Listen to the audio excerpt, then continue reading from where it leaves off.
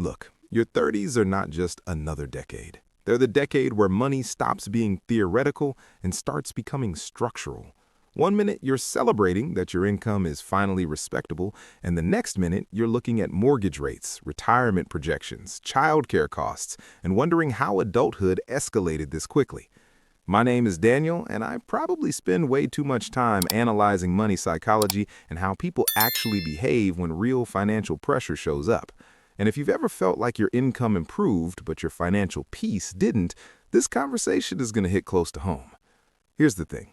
Your 20s were about experimentation. Your 30s are about alignment.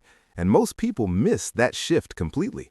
They upgrade their income, upgrade their lifestyle, upgrade their responsibilities, but they never upgrade their financial structure. And that's why this decade quietly becomes overwhelming. Because now, money isn't just about you. It's about stability. It's about future options. It's about not feeling trapped.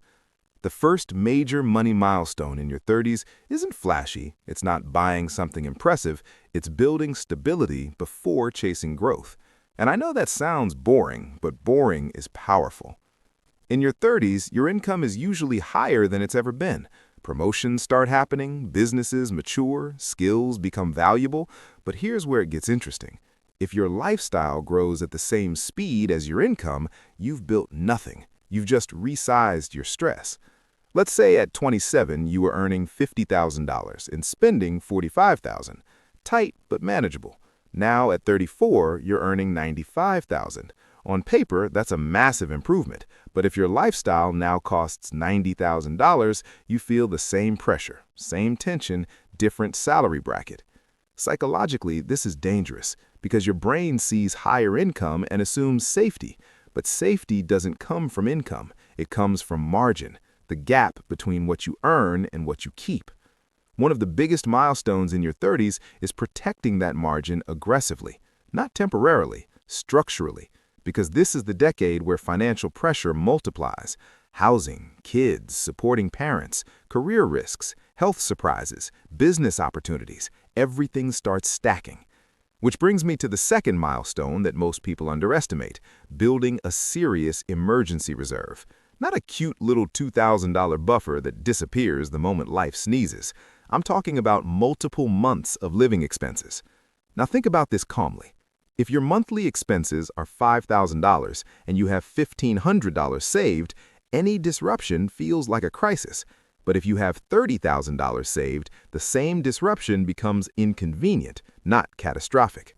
Same life event, completely different emotional experience. And this is money psychology at its core. Financial stress isn't always about low income, it's about low flexibility. Your 30s demand flexibility. Another milestone that quietly changes everything is eliminating high-interest consumer debt. And not because debt is evil, but because it steals your future options. If you're paying $800 a month in credit cards and car loans, that's $9,600 leaving your life before you even think. Over 10 years, that's $96,000 of redirected cash flow, and that's without calculating investment growth. Now think about what that $800 monthly could do invested at even modest returns for 20 years. You're potentially looking at hundreds of thousands in long-term impact. But because debt payments feel normal, people underestimate their weight. And here's where it gets uncomfortable. Your 30s are when time becomes more valuable than effort. In your 20s, you can fix mistakes with hustle. In your 30s, time matters more than hustle. Delaying investing by 5 years doesn't feel dramatic, but mathematically, it can cost you 6 figures over a lifetime. That leads to another major milestone, shifting from pure earning to ownership. In your 20s, survival and career growth dominate. In your 30s, ownership should slowly enter the picture. Ownership of index funds, ownership of property, ownership of businesses, ownership of assets that generate cash flow. Because income requires constant effort, ownership compounds quietly.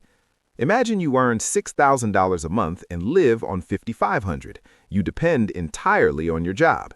But if over time you build investments generating even $400 a month, something psychological changes. You're no longer 100% dependent. That's small but powerful. And this is where compounding starts working in your favor instead of against you. If someone invests $700 per month starting at 30 and earns reasonable long-term returns, by 50, they could realistically have a portfolio in the high six figures. But if they delay until 40, they often need almost double the monthly investment to reach similar results. Same income, same intelligence, different start time. Massive difference.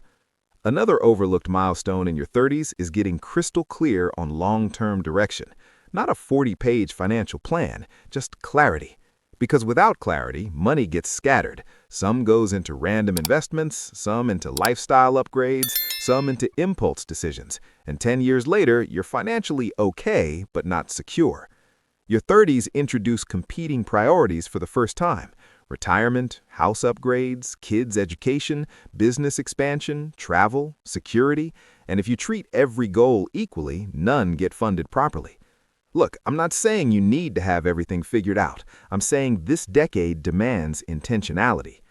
Another major milestone is protecting your income growth phase.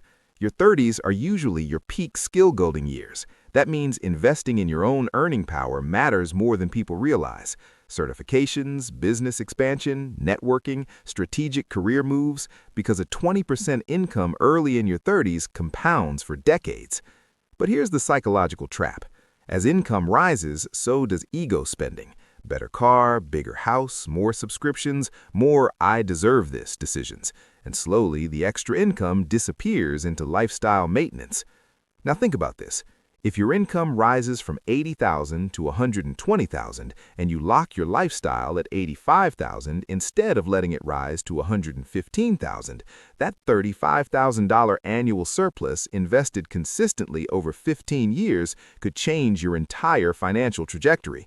But that requires restraint, and restraint in your 30s is hard because this is the decade where comparison intensifies.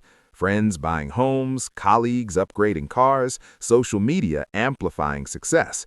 And this is where money psychology becomes the real game, because financial maturity isn't about how much you earn, it's about how stable you feel while earning it. A huge milestone in your 30s is reaching the point where money decisions feel calm instead of urgent. Urgency is expensive. Urgent decisions lead to bad loans, emotional investments, rushed purchases. Calm decisions build wealth. And here's the reality check. Most people in their 30s are not broke. They're financially disorganized. Their income is decent, their potential is strong, but their systems are weak. Bills are reactive, investing is inconsistent, saving is emotional, and this creates the illusion of stagnation. Your 30s are not about getting rich quickly. They're about building financial infrastructure, systems, automation, margin, ownership, risk protection, clarity. Because once infrastructure is built, wealth becomes predictable instead of chaotic. Instead of constantly asking, how do I make more money, you start asking, how do I keep and compound what I already earn? That shift changes everything.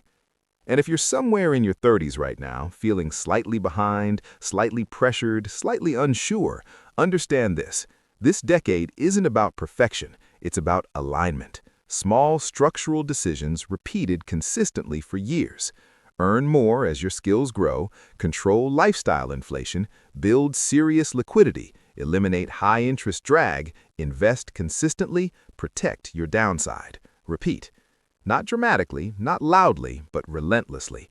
Because the people who feel financially calm in their 40s usually didn't have a breakthrough year. They had a disciplined decade. And I'm genuinely curious.